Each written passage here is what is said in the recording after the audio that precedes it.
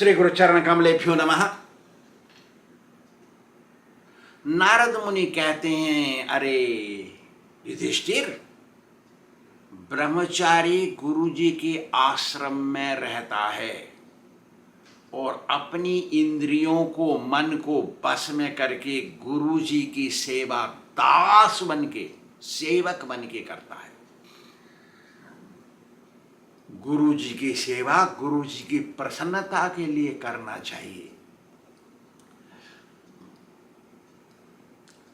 अपने को तुच्छ, छोटा समझना चाहिए गुरु जी के सामने। अपने को बड़ा कभी नहीं समझना चाहिए और उनकी भलाई के लिए ही आश्रम में रहना चाहिए। बसीदंतो गुरोर हितम, गुरु जी के हित के लिए, भलाई के लिए ब्रह्मचारी रहता है आश्रम में। बसीदंतो बसता है आश्रम में गुरोर हितम, गुरु जी के भलाई के लिए, बड़ाई के लिए।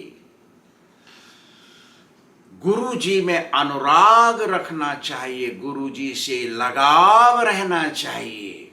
जैसे भक्त का अनुराग भगवान में होता है, पत्नी का अनुराग पति में होता है। लगाव, इतना जोर का लगाव होना चाहिए ब्रह्मचारी के दिल में गुरु जी के प्रति।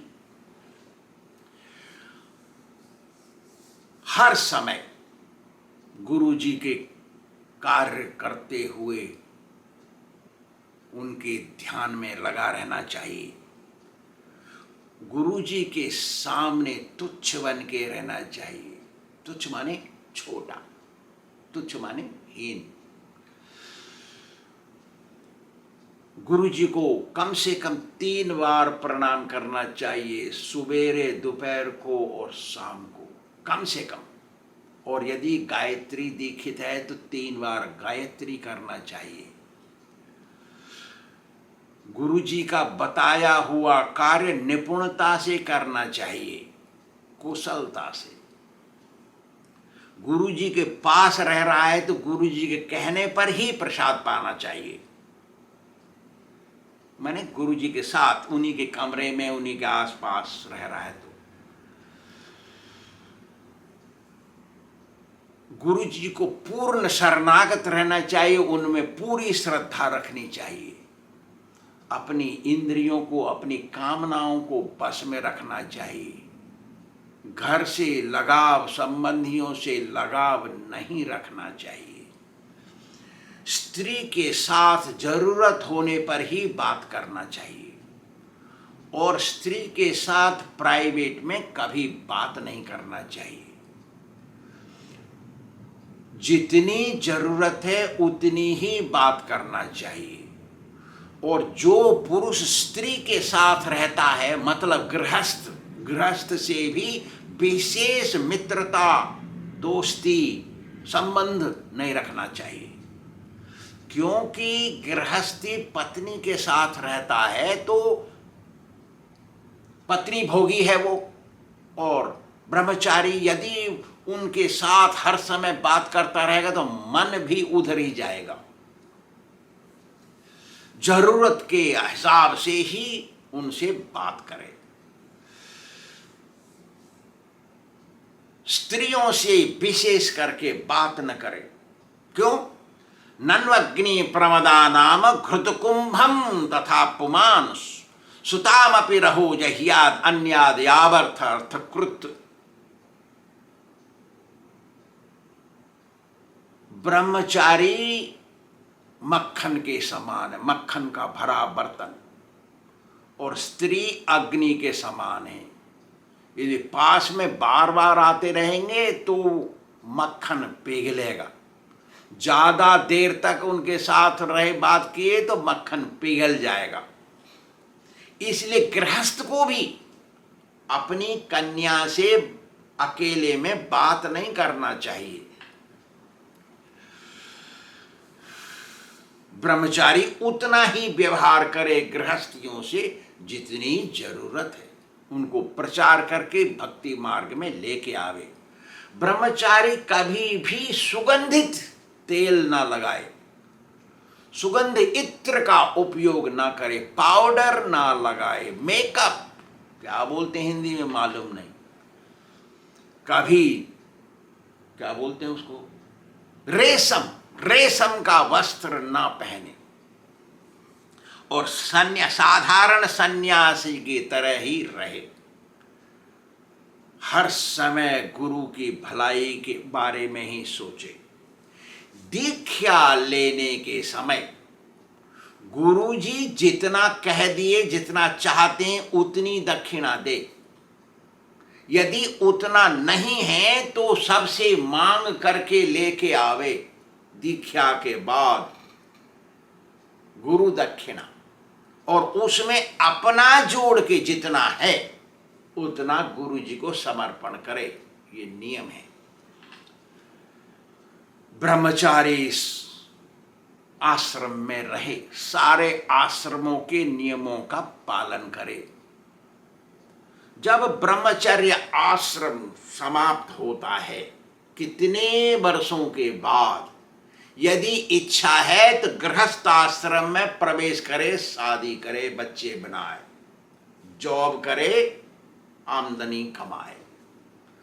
यदि गृहस्थ आश्रम में प्रवेश करने की इच्छा नहीं है और मन पक्का हो गया है तो सन्यास ग्रहण करे, सन्यास आश्रम में जाए।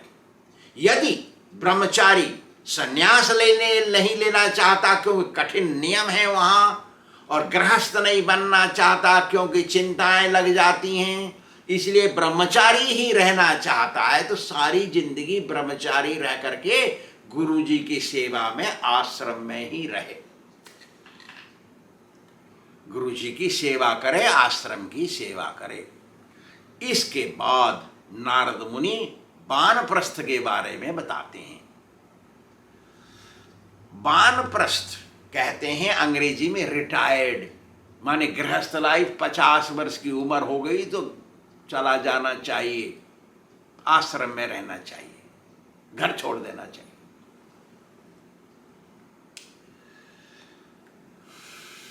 वानप्रस्थ कंदमूल फल खाकर के जीवन बिताना चाहिए, आश्रम में सेवा करनी चाहिए। यदि कंदमूल फल से शरीर नहीं चलता है तो दिन में एक बार, 1 बजे के बाद, दोपहर को 1 बजे के बाद एक बार भोजन करें। बाद में कितना भी जल पीवे, कितना भी फल खा ले, क्योंकि कलयुग है, इसमें ऐसा रहना मुश्किल है। यदि हवस्यान्न से भी नहीं चले तो गुरु जी से आज्ञा ले पहले, तब दोबारा खाए। कम से कम 12 वर्ष, नहीं तो 8 वर्ष, नहीं तो 4 वर्ष, नहीं तो 2 वर्ष, कम से कम 1 वर्ष वानप्रस्थ लाइफ, वानप्रस्थ के तरीके से निवास करके सेवा करते हुए गुरु जी के पास जाए और सन्यास ग्रहण करे। सन्यास ग्रहण करने के बाद गुरु दक्षिणा दे, शास्त्र पढ़ता रहे, ज्ञान अर्जन करे, शास्त्र सीखे और सन्यास लेने के बाद प्रचार करे, सब जगह घूमे, दंड धारण करे। सन्यास का दंड होता है, दंडा, उसको धारण करे कम से कम 5 वर्ष। इसके बाद कोई तकलीफ है तो नियम जाता है, इसका कोई कठिन नियम नहीं है। 5 वर्ष के बाद दंड एक जगह रख दिया जाता है, अपने कमरे में जहां निवास कभी आके रहता है तो सुरक्षित स्थान पर रखे।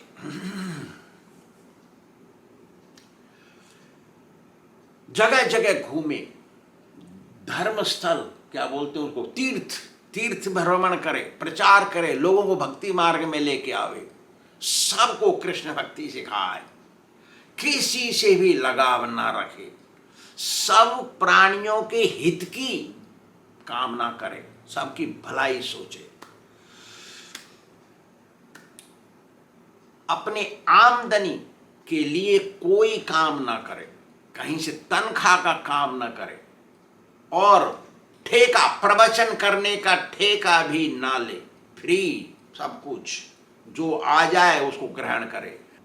प्रचार करने से तो अपने आप दक्षिण आएगी, इसलिए जीवन निर्वाह की सन्यासी चिंता न करे, किसी से भी तर्क ना करे। क्या बोलते हैं उसे, पंडितों का तर्क चलता है ना, तर्क ना करे। सन्यासी तर्क के लिए नहीं है, हर समय सन्यास वस्त्र पहने।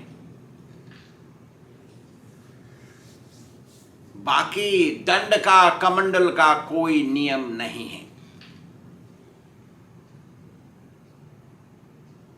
नारद मुनि कहते हैं एक बार प्रहलाद महाराज चक्रवर्ती बन गए, अपने मंत्रियों को लिए और चले अपने नगर में, राज्य में घूम करके पता लगाने के लिए किसके दिल में क्या चल रहा है। पता लगाने घूमते घूमते घूमते घूमते चले गए कावेरी नदी के पास। कावेरी नदी के किनारे पर उन्होंने देखा एक साधु नदी के किनारे पड़ा हुआ है धूल में, और उनकी तपस्या का जो तेज है वो धूल से ढका हुआ है। तो प्रहलाद ने उनको प्रणाम किया। तो जो वो साधु बोला उससे प्रहलाद समझ गए, अरे ये तो ब्राह्मण वंश में पैदा हुआ बड़ा ज्ञानी महात्मा है, साधु वैष्णव है, कोई सिद्ध पुरुष है ये। प्रहलाद जी ने उनसे प्रश्न किया, हे महाराज, जो धनी है वो भोग करते हैं, भोग के लिए उनको शरीर चाहिए, ताकतवर स्ट्रांग पहलवान की तरह शरीर चाहिए, तभी वो भोग कर सकता है। हे महाराज, आप मैं देख रहा हूं आप तो साधु हैं, धूल में पड़े हुए हैं, कुछ आमदनी का स्रोत नहीं है, कैसे आपका शरीर इतना हट्टा कट्टा है? अरे हृष्ट पुष्ट बोलते हैं संस्कृत में, हट्टा कट्टा बोल रहे हैं हिंदी में।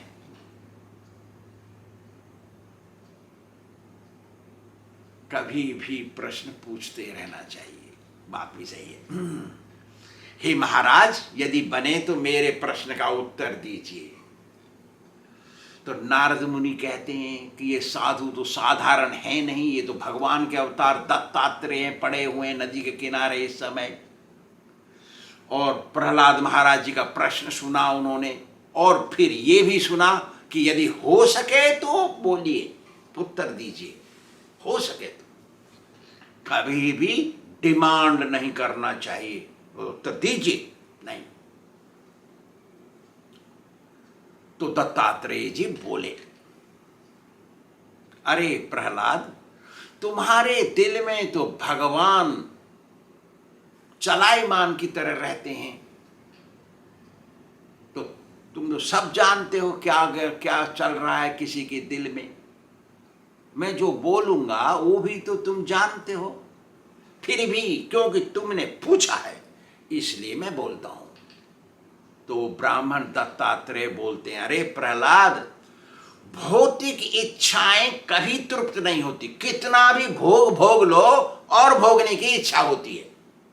इसी कारण प्राणी जन्म मरण के चक्कर में बंधन में बंधा रहता है, मोक्ष नहीं मिलता उसको।